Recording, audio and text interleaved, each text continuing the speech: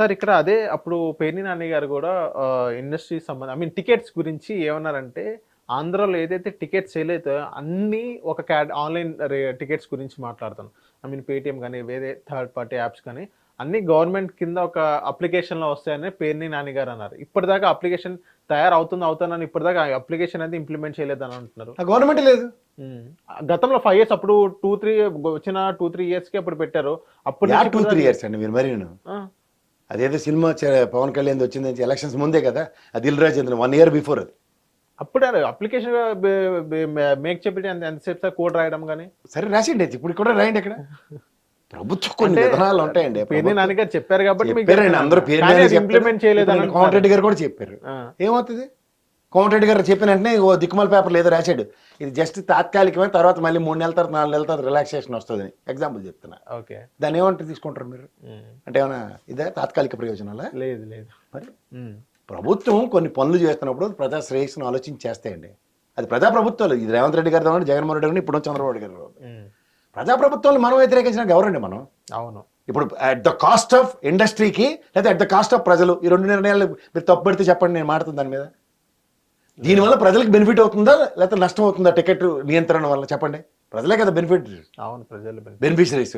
ఇది పెట్టిన 100 రూపాయలు ఎప్పటికి రావాలి? 10 రోజులు వస్తాయి. కానీ ఇది లోపం బయట కదా, 10 అది తీసాడంటే తెల్లాసికి డబ్బులు ఇచ్చేయాలి. అవును, వన్ డే గేమ్ వీళ్ళు ఆడుతున్నారు. ప్రభుత్వం ఏం చేస్తుంది? నిదానమే ప్రధానం, 10 రూపాయలు సంపాదించుకోండి అని. ఎంతమంది బతుకుతారు? థియేటర్ ఉందనుకోండి, పక్కన పకోడీలు అమ్మినోడు నరేంద్ర మోడీ గారు చెప్పినట్టు, నెక్స్ట్ సోమాసాలు వేసిన వీళ్ళందరూ బతుకుతారు కదా. అది ప్రభుత్వ విధానం.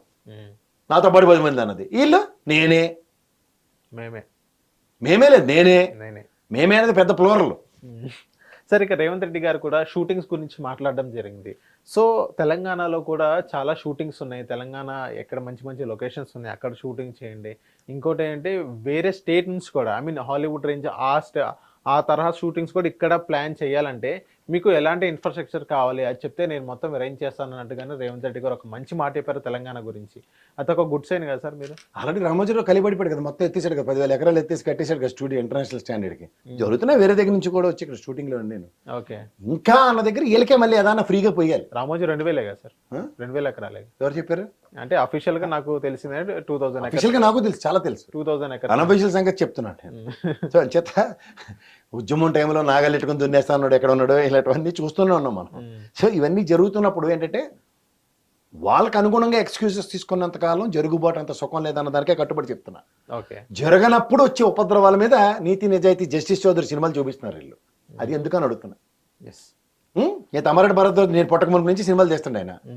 ఈయన చదువుకుని రూర్కెళ్ళలో ఉద్యోగాలు చేసి మానేసి వచ్చి కూడా ఇండస్ట్రీ మీద కమిట్మెంట్తో ఉన్నాడు. ఆయనకి ఎవరు స్వార్థపరులో ఎవరు ఏటి చేస్తున్నారో అప్పుడు తెలియదు ఆయనకి. తెలుసు అంటే బయాస్డ్గా వన్ సెట్ ఆఫ్ పీపుల్ గురించి మాట్లాడడం అనేది ఎక్కడి నుంచి వస్తుందో నాకైతే అర్థం కావట్లేదు. ఇట్స్ నాట్ దట్ ఆయన స్టేట్మెంట్కి ఆయన కన్ఫైన్ అయ్యాడు, వెరీ గుడ్. బట్ ఇలా స్టేట్మెంట్కి కన్ఫైన్ అవ్వడం చాలా ఇంపార్టెంట్.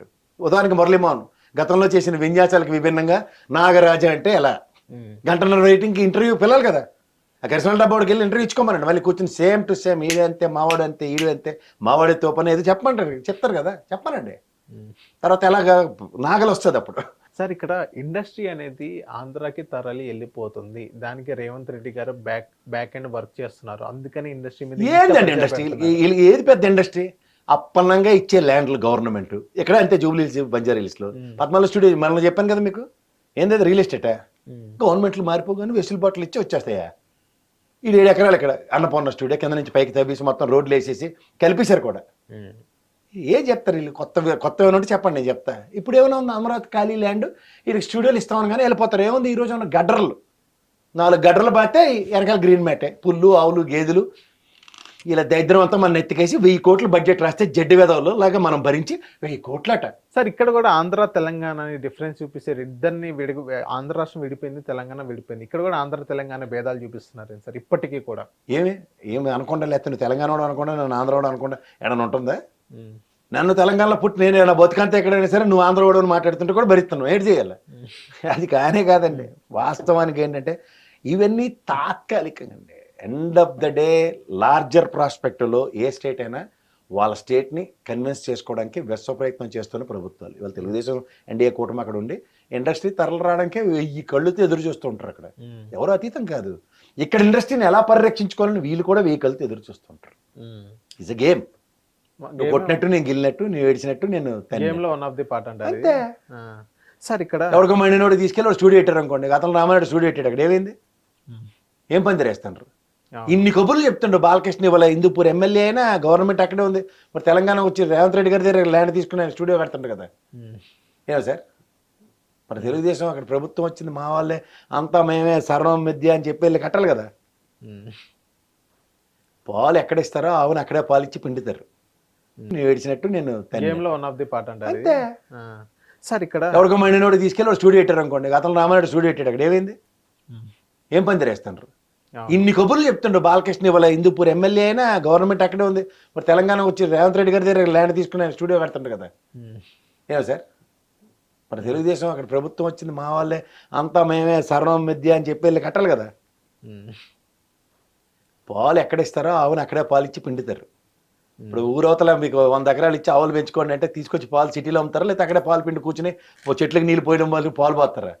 అంచేత వాళ్ళకి ఎక్కడ పెండాలో తెలుసు, ఎక్కడ ఎత్తుకోవాలో తెలుసు. ఇక్కడ ఈ వంక చూపి అక్కడ అప్పనంగా ల్యాండ్లు ఎత్తుతారు. ఓకే, గవర్నమెంట్ కూడా సబ్సిడీ రేట్లతో ఇండస్ట్రీని పరిరక్షించడానికి 24 క్రాప్స్ అప్పుడు బాగా జ్ఞాపకం వస్తుంది. కృష్ణానగరంలో ఇక్కడే బెచ్చట ఆడుకుంటూ తిరుగుతుంటారు, బిర్యానీ ఎడతారా సాయంత్రానికి, లేదా నాకేమైనా ఒక బత్తా ఇస్తారని. సార్ ఇక్కడ మనం చూసుకున్నట్టే ఇండస్ట్రీ వాళ్ళు వాళ్ళ సొంత రేట్స్ కోసమే, వాళ్ళు స్వలాభం కోసమే గవర్నమెంట్ దగ్గరికి వెళ్ళారు మీరు అన్నారు. సేమ్ అదే ఇండస్ట్రీ వాళ్ళు సార్ ఇప్పుడు థియేటర్కి వెళ్ళిన ఒక వ్యక్తి కానీ ఒక ఫ్యామిలీ కానీ పాప్కార్న్ ఈజ్ అన్ ఎమోషన్. అదే పాప్కార్న్ మీద 18% GST అని ఎందుకు వేస్తారని ఒక్కరు కూడా వీడియో తీసుకొని క్వశ్చన్ పరిస్థితి మనం చూస్తున్నాం కదా. సో దానికి మీరేమంటారు సార్? థియేటర్లన్నీ వాళ్ళ చేతుల్లోనే ఉన్నాయి కదా సార్. దిల్ రాజు గారు, అల్లు అర్జున్ గారు, నాన్నగారు వాళ్ళ దగ్గర వీళ్ళ దగ్గర కబందాస్తాల్లో పట్టుకుని ఉన్నారు. 18 పాప్కార్న్ మీద అలాగేదండి, మీకు అసలు మీద కన్నా కొసర మీద బిజినెస్ జరుగుతుంది అక్కడ. ఏముంది, ఏం వాళ్ళు లాభపడడానికి ప్రజల దగ్గర తీసుకోవడానికి. ఇది స్వార్థం. ఓకే, ఈ స్వార్థానికి ఇండస్ట్రీ అని పేరెట్టి 24 క్రాఫ్ట్స్ అని జడ్డి మూలకం కబుర్లు చెప్తుంటే ఎరుబోగులలో మనం వింటున్నాం. హిట్ టీవీ యాప్ ని డౌన్లోడ్ చేసుకోండి. ఇందులో short news, live news, entertainment movies అన్ని అవైలబుల్ గా ఉన్నాయి. Please download Hit TV app. Hit TV app. Hit TV యాప్ని ఫ్రీగా డౌన్లోడ్ చేసుకోండి.